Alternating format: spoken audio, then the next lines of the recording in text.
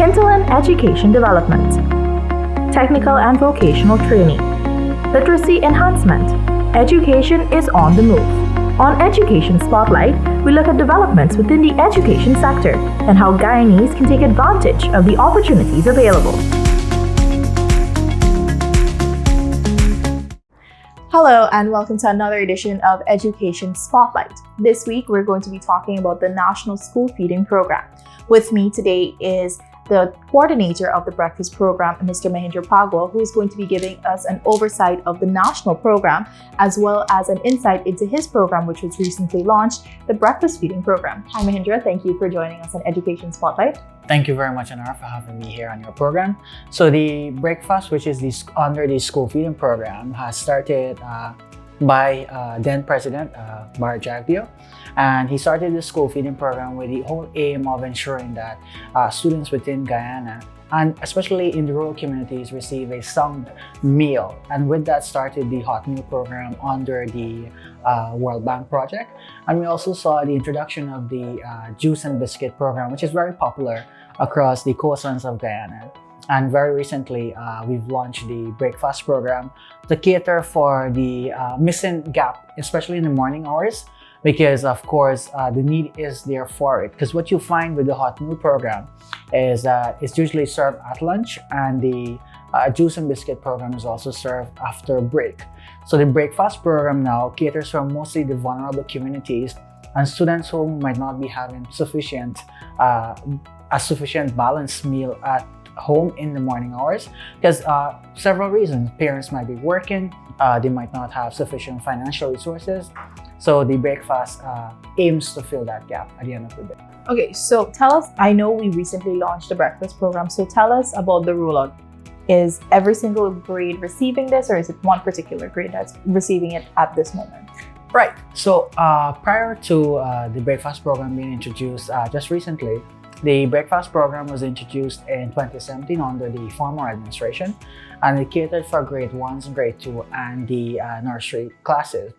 But we've did the restructuring of the program now, and what we asked the question, why is the need for the breakfast program? And then we realized that we need to ensure, especially those students who are always in exam classes, and you find the grade 6 students, they're always preparing for some form of exam before the NGSE or placement exam. So we are starting with the grade 6 classes as of this year, and we've rolled out in several regions, mainly the coastland regions, which is regions 2, 3, 4, Georgetown, region 5, 6, and 10. But what I can tell you now is that eventually the program's aim is to expand to the other grades, because of course I do agree with the public. It's my main intention also along in the vision of Honorable Minister of Education Priya Manichan, that poverty or having access to a balanced meal doesn't scope itself for grade 6 students alone. There are other grades who might be needing it. So as we expand further in the years to come, what you can find is up to the grade 3 classes will eventually benefit from the breakfast program, while the juice and biscuit program covers grade 1 and 2 and nursery. So at a particular time, you will find that the entire school across the coastlands of Guyana are benefiting from some form of school feeding program. Okay. So you said you restructured the program now. I know there are some students in grade 6 who may not take the program, may not take the breakfast. How are we catering to ensure that there's no wastage throughout the program? Right, so very good question actually, because of course with food comes a level of responsibility, and we're well aware of that. And the whole idea is, even though we want to provide the breakfast program, are we touching the right set of beneficiaries? Are we truly making an impact? So what we did before the rolling out of this breakfast program, we sent out consent forms to all of the schools across Guyana through the various channels. And that consent form let us know if the students are vegetarian or not, if they have a certain allergy, or most importantly, if they want to receive the breakfast or not. Of course, the overwhelming majority did want the breakfast program. So what you find is, because we have the list of students, so when we say the entire grade 6, it's actually those who consented to receiving the breakfast program. And those who do not consent to receiving the breakfast program, they don't go to school at a very early time, because for the grade 6 classes, we ask them to go to school half an hour before the commences of classes so that they can be comfortable. And because of course, we need to be conscious of our environment also. And we don't want the children to be eating during class hours. Okay. I know you mentioned with food comes great responsibility, and I'm glad you mentioned that. Now, this is food, this is nutrition. What thought has been put into the program to ensure that kids are getting the right nutrition, as well as, you know, the preparation of the food that is going to be served to the students, it's hygienic? Right. So let me first start answering your question there with the caterers then, because of course they are the ones who are, making all these meals every single day, Monday to Friday, to cater for our students. So with the recruitment of the caterers, which was done through the region, we then had our team train them through very extensive workshops where they were made familiarized with health and nutrition, presenting meals in a child-friendly manner. And of course, it's an ongoing process, by the way. So though we started with them with some basic, the whole idea is to also get into depth every closure of school when we have our break. For example, the Easter break coming up and the Christmas break also. Now, with the recruitment of the caterer, they were made introduced to that. And then in terms of the meals now, we worked with various personnel who are trained in this field to ask them, listen, we want to make a start.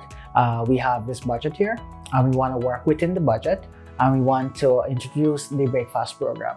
So of course, with their advice and my team and the accounting personnel, we had to factor in several factors. And so the challenge is always, I should let you know, is though you want to provide nutritional breakfast, it comes at a great cost also. So it's always important to balance both, because you don't want to start a project that's not sustainable, because of course, like breakfast program was started before and then it just came to a halt.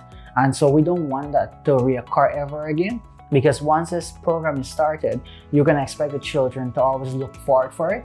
And so we ensure we balance both nutrition and cost factors off. I need to ask, is the meal the same in every single region, or is it different? Right. So in terms of there's a standard menu that we use, which is a 5-day menu. Of course, for next term, we want to plan a 10-day menu, and the menu will always change every term, because you can imagine these are children and having the same thing over and over. You'll get quite tired of it. So the whole idea is we're going to do it every term, but it's not across all schools. For example, schools in the riverine areas like Leguan and Wakenham, what we find is because it's so hard for them to access the coastline in itself, we've allowed them to look within their community to see what they have in abundance. For example, they might have eggs and plantains in abundance. So their menu or meals are different. It might contain what they have in abundance. Meanwhile, on the coastline, because we have easy access to supermarkets, the local shops, the farmers, we're able to do a standard menu across the board. Okay, so let's go towards hygiene, with ensuring that what we give to our kids is healthy, nutritious, as well as it's very hygienic. There is no contaminants or anything. So with hygiene, what you find is there's a level of accountability both for myself and team because of the breakfast program catering for children. So we have M&E officers or field officers who are employed in every region. So rather they're coming from central, they're within the regions, and they help to monitor the hygiene and the standard of the breakfast. And of course, we also have school feeding committees at every school, whereby it's comprised of a teacher, a student, and a parent of the beneficiary. And they also have the responsibility to go to the caterer's kitchen to see how the environment is like and where my child's food is coming from. Furthermore, our officers are also monitoring, and we have weekly brainstorming sessions to ensure that caterers comply with the basic requirements that we have. Okay, that's great. Now, before we wrap up, what else can we expect from the National School Feeding Program overall? So what you can expect from the National School Feeding Program is it's only going to get better. And with the school feeding program, which has been proven well especially by the World Food Program of the United Nations, is once we start something like this, there's always a need for it, and people only want one from it. So we are cognizant of that, and of course, in the years to come, the project will expand not just to grade 6, but to the other grades, because at the end of the day, we want to ensure that when this is going to start, that people want to have this breakfast. They want to be beneficiaries of the school feeding program so that we can improve school attendance. We can ensure young girls do not drop out at an early age to early marriage. We can ensure that we have students who can see at their NGSA when they receive their result, they can set, as a result of the school feeding program, I was able to stay in school. And those are the things that we want and we will look forward for in terms of the testimonies to measure the KPIs of the breakfast program. But most importantly, I want to say this here, in terms of expectations for the breakfast program, I can only say we will get better, and we always sit at the decision-making level, and we always take the constructive feedbacks that we have from the public, and we use that to better our program always, even at the level that it is right now, making an impact. And more so, we will also continue to create employment for young mothers, single mothers out there, people from the differently able community. And so at the end of the day, because we already are creating 275 jobs for people out there, it will only get better and expand to create more job opportunities, address the nutritional standards of our children, and most importantly, reduce the school dropouts in schools. Thank you so much, Mahindra. Thank you for finding so much time today to talk to us about it. This has been another episode of Education Spotlight. Thanks for watching, and remember to join us again next week for another edition. Goodbye.